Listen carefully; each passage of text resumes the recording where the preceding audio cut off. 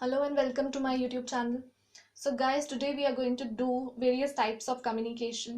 इससे पहले मैं 2 पार्ट्स ऑलरेडी अपलोड कर चुकी हूँ कम्युनिकेशन सीरीज का, जिसमें मैंने कम्युनिकेशन का मीनिंग, नेचर और प्रोसेस को एक्सप्लेन करा है. अगर आपने नहीं देखा है तो you guys can go and watch it. तो ठीक है, अब हम स्टार्ट करते हैं कम्युनिकेशन के टाइप से. तो पहले देख लेते हैं कौन कौन से टाइप्स हैं. तो first one is intrapersonal communication, then interpersonal, group communication, verbal and non-verbal communication, formal and informal, and horizontal and vertical communication. तो ये कुछ communication के types हैं जिनको मैं one by one आपको explain करूंगी. तो चलिए start करते हैं. So first of all, we will see what is intrapersonal communication. Intra का मतलब होता है within. तो ऐसे communication जो कि within an individual हो. So communication within an individual means with oneself, includes talking to oneself, listening to oneself and communicating with your inner self. तो इंट्रापर्सनल कम्युनिकेशन होती है जब हम अपने आप से बात करते हैं, ठीक है, अपने इनर सेल्फ से बात करते हैं, that is called intrapersonal communication. Feelings of fear or nervousness, person's motive, and such other unpleasant feelings influence the intrapersonal communication. तो क्या कह रहे हैं कि सपोज कभी कई बार हम जैसे नर्वस होते हैं या हम फियर में होते हैं तो हम अपने आप से बात करते हैं, ठीक है. जैसे कई बार हम अपने आप को मोटिवेट करने के लिए भी बोलते हैं yes I can do it. तो ये होता है इंट्रापर्सनल कम्युनिकेशन, मतलब अपने आप से बातें करना, अपने आप को सुनना. क्लियर. सो नीचे कुछ एग्जाम्पल लिखे हैं मैंने लास्ट पॉइंट में इंट्रापर्सनल कम्युनिकेशन के, जैसे कि oh my god, oh no, wow, thank god. These are the examples of intrapersonal communication. I hope आपको समझ में आया इंट्रापर्सनल कम्युनिकेशन क्या होता है. अब हम देखते हैं नेक्स्ट टाइप जो कि है इंटरपर्सनल कम्युनिकेशन. इंटर का मतलब होता है between.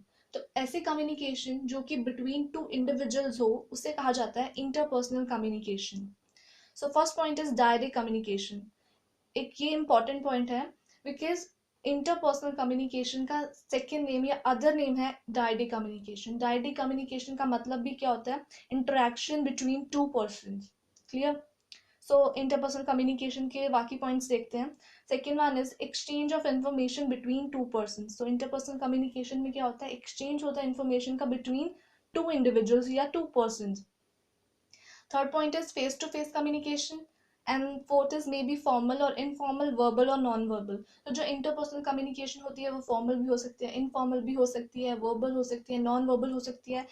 Formal, informal, verbal and non verbal ये मैं आगे की स्लाइड्स में एक्सप्लेन करूंगी आपको, तो अभी इसको यहीं पे रहने दो. Last point is effective communication because you can get immediate feedback.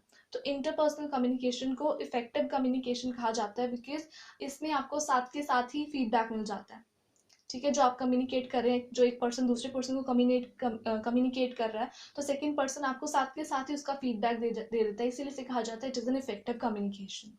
Clear. So now comes our next type जो कि है ग्रुप कम्युनिकेशन.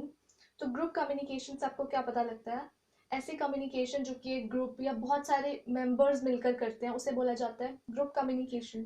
ठीक है. तो फर्स्ट पॉइंट देखते हैं इसमें क्या लिखा है. It is an extension of interpersonal communication where more than two individuals are involved. तो ग्रुप कम्युनिकेशन को एक्सटेंशन क्यों कहा जाता है, क्योंकि देखिए इंटरपर्सनल कम्युनिकेशन में क्या होता था, टू इंडिविजुअल्स इन्वॉल्व होते थे. इसे एक्सटेंशन इसलिए कहा जाता है बिकॉज इसमें more than two individuals are involve. ठीक है. ग्रुप कम्युनिकेशन ऑब्वियसली दो से ज्यादा जो लोग होंगे उन्हीं को ग्रुप कहेंगे ना. तो जो दो से ज्यादा लोग आपस में कम्युनिकेट करते हैं तो उसे कहा जाता है group communication. Second point is includes collective decision making.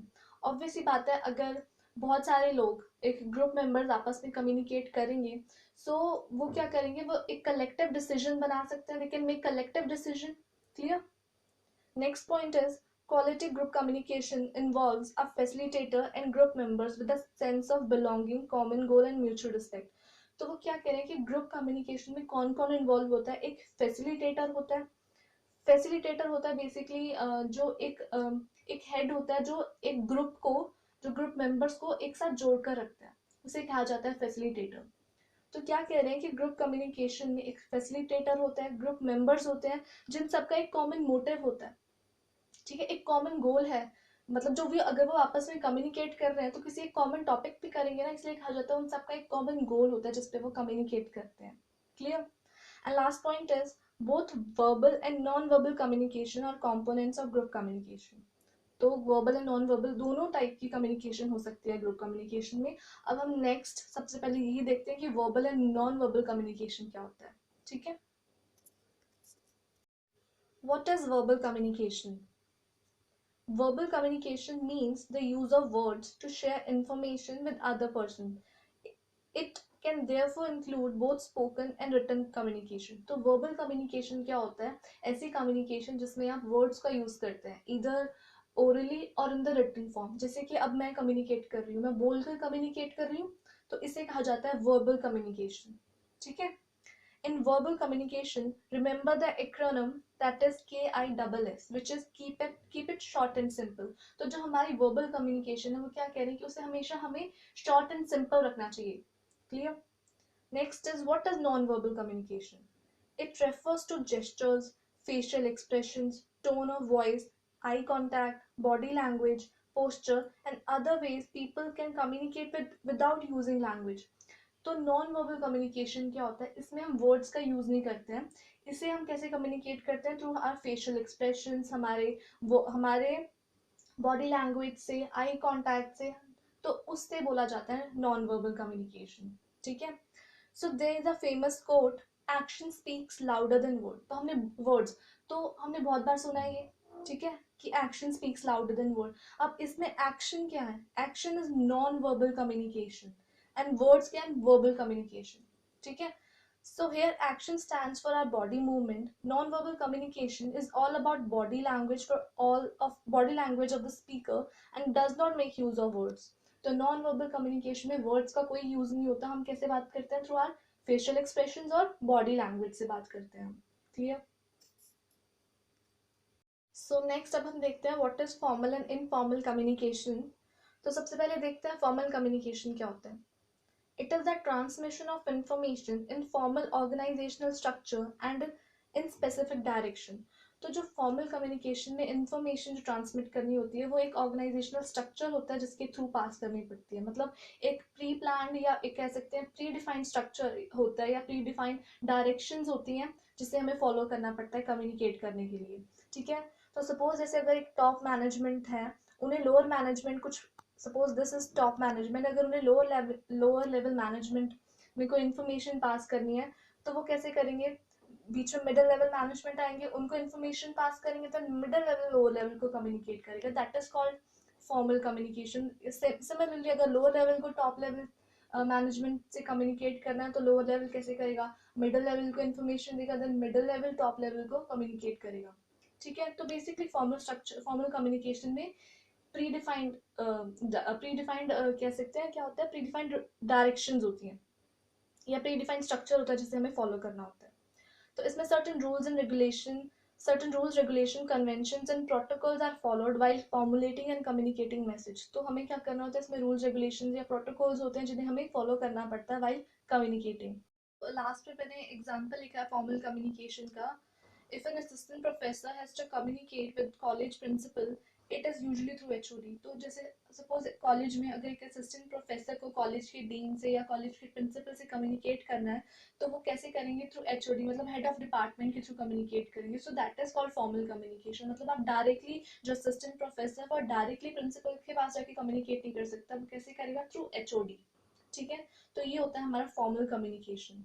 अब last is informal communication. It refers to communication which is multidimensional, moves freely within the organization, and is not bound by predefined channels or routes. तो क्या लिखा है? Informal communication क्या होता है? इसमें मतलब ये इसमें इंफॉर्मेशन फ्रीली मूव करती है. मतलब जो कम्युनिकेशन है वो फ्रीली होती है. मतलब ऐसे कोई रिस्ट्रिक्शंस नहीं होती, कोई रूल्स रेगुलेशंस नहीं होते कि किसको किसके साथ जाके कम्युनिकेट करना है. इसमें कोई भी किसी के साथ भी कम्युनिकेट कर सकता है. ठीक है. इसलिए कहा जाता है इट मूव्स फ्रीली और इसमें कोई भी प्री डिफाइंड चैनल या रूट्स नहीं होते. और it happen among friends and families. तो जैसे अपनी फैमिली या फ्रेंड से बात करते हो तो ऐसे कुछ रूल्स रेगुलेशंस नहीं होते. आप किसी भी फ्रेंड्स के साथ फ्रीली जाके बात कर सकते हो. ठीक है. It is often called the grapevine communication. तो इसे ग्रेप वाइन कम्युनिकेशन भी कहा जाता है. It is very important point. तो इनफॉर्मल कम्युनिकेशन का अदर नेम है grapevine communication. So now we will see our last type of communication जो कि है vertical and horizontal communication. ठीक है, तो सबसे पहले देखते हैं वर्टिकल कम्युनिकेशन क्या होता है. In other words means upward and downward communication. तो वर्टिकल कम्युनिकेशन को हम अपवर्ड एंड डाउनवर्ड कम्युनिकेशन भी कहते हैं. When a communication flows from higher level authority to lower level authority, it is called downward communication. जब एक information flow करती है from higher authority to lower authority, it is called downward communication. And when information flow करती है from lower level authority to higher level authority, it is called upward communication. ठीक है, तो समझ में आ गया होगा आपको. Last point is horizontal communication क्या होता है. Communication with people at same level in the hierarchy that are peers and colleagues is termed as horizontal या lateral communication. जब एक ऑर्गेनाइजेशन में सेम लेवल के एम्प्लॉयज आपस में कम्युनिकेट करते हैं उसे कहा जाता है horizontal communication. The purpose of operating with the horizontal communication is to coordinate the activities of various departments and divisions of the organization. तो इसका पर्पस क्या होता है horizontal communication का, कि जैसे कि डिफरेंट डिपार्टमेंट में जैसे suppose this one is HR department, ये है ये है मार्केटिंग डिपार्टमेंट, ये है सेल्स डिपार्टमेंट. अगर इन सब के जो मैनेजर्स को कम्युनिकेट करना है, ठीक है, वो अगर आपस में कम्युनिकेट करते हैं उन्हें उसे कहा जाता है हॉरिजॉन्टल कम्युनिकेशन.